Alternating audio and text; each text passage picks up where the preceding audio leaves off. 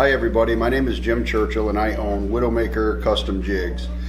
Today I'm going to show you how to tie an advanced crappie jig.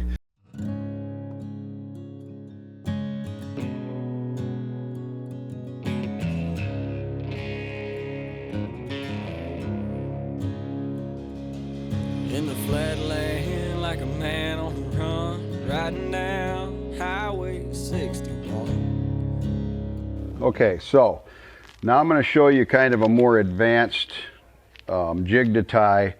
These can be kind of difficult. Some of the tools that you're going to need are you're going to need a dubbing tool, and you're going to need some kind of a dubbing comb. These are kind of key. You can make this out of Velcro with a popsicle stick. You can do virtually anything. You can use a rifle cleaner brush to be able to comb the dubbing. Whip finish tool and a bodkin and glue and thread, of course. The same stuff you'd use on a basic jig tie, except for the dubbing tool. So what we're going to do is we're going to use this ice dubbing. This is just hairline ice dub. And we're going to do it in two colors. We're going to do a chartreuse and an olive. And we're going to also use marabou. So the first thing we're going to do is we're going to start off and we are going to put a little bit of glue on the shank of the hook. This is key on all my jigs. I just feel like everything has to have glue on it. We're going to go ahead and wrap it back to about the point. And this is all part of building the tail and the body. And this is important when you do this type of a jig, just because when the jig is done, you want it to look as lifelike as possible to that of a minnow. So what we're going to do is we're going to peel off a piece of marabou here for kind of the tip of the tail section. And I take that and I'll just go ahead and measure it up. You definitely don't want the tail too long on this, because you don't want the jig to turn out too big. So that looks pretty good. So I'm going to pinch that off right there and cut it. And I'm going to get all the dander out of it. Wet my fingers. Get the marabou on top just a little bit damp so it'll tie in easier. Do a thin wrap. And then hold it, and I'm going to wrap it right forward. Then what I'm going to do is I'm going to wrap it right on back to the tail. And now I've got that tail tied right in, just like that, just how I want it. Cover up a little bit of that. Okay, so that's done. So now what we need to do is we need to make a dubbing loop.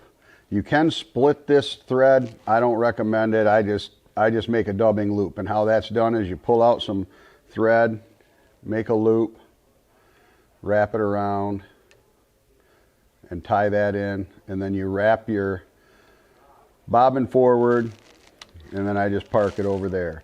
Then I grab my dubbing tool and I stick it in the thread, and you can see here it's holding that thread, and then I'll just let that hang down. And now what I have to do is the inside part of my body is going to be this chartreuse ice dubbing. And I'm just going to pull out a clump of this, and this stuff will fall apart. It's just, nothing is connected to anything with this. So then what I do is I just kind of form it together, and I pull it apart and start stacking it. And as I do that, it'll get harder and harder and harder to pull apart.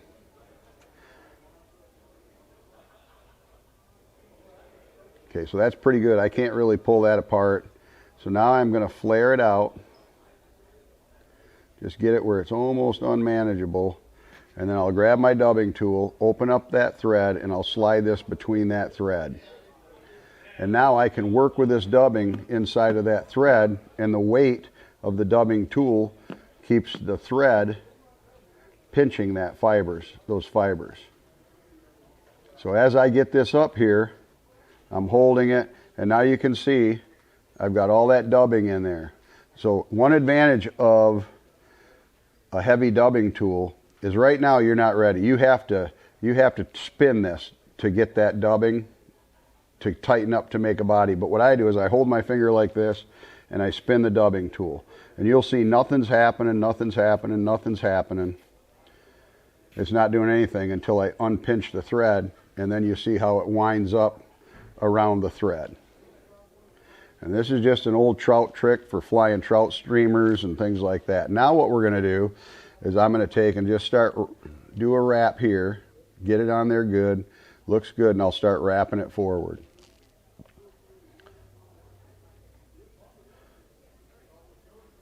And as you can see here, this is as hairy as it's going to get. I'm going to wrap it right up there tight, just like that. And then I'm going to tie this off. I did one behind, now two behind, and one ahead. And now I can cut this dubbing loop right off from here. And you'll have a piece of string on that, which is nothing. You're just going to throw that away. So at this point, I'm going to start to pull this back with my fingers, and you'll see these pieces. You'll see these pieces of ice dubbing coming off. Don't worry about it. Now I'll take this comb, and I'm just going to comb this out. And we're going to make it two-tone. So now we're going to get this caddis-colored dubbing, and we're going to do kind of the same thing, only this technique is just a little bit different. And I might need just, I don't think I need any more. It doesn't take a lot. So what we're going to do is start stacking this just like we did, just so we don't lose it. And you'll notice that some dubbings, this one's really coming apart a lot, and that's okay. We're just going to go with it. Now I'm going to take it and I'm going to spread it out and make it really, really thin. And then I'm just going to take this and I'm just going to gently lay it over the top of that hook and wrap it all the way around. And now I'm going to do two loose wraps around the head, and you'll see that dubbing pull up. I'm going to pull that good and tight. Now I'm going to pull this back and I'll wrap it. And now what I'm going to do is take my whip finish tool, finish it. Just going to do 4 on this. That's all I'm going to need because I am going to glue the head, and I'll cut the thread off.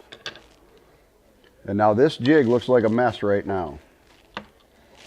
But here in just a second, I'm going to show you where the magic begins. So what we're going to do is go ahead and glue that head good with some head cement. This jig's pretty important that you glue it because the fibers are so small.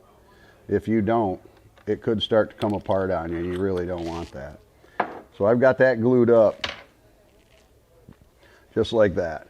So now it just looks like kind of a hairy jig, nothing much to it. So I got a little thing of water here.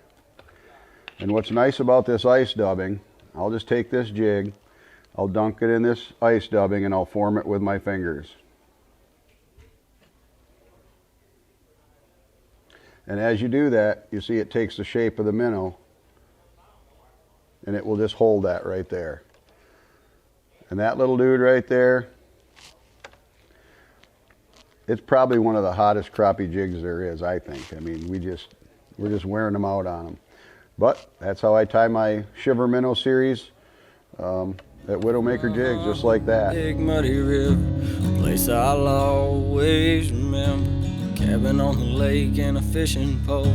Forever here I'll rest my soul. I can feel my way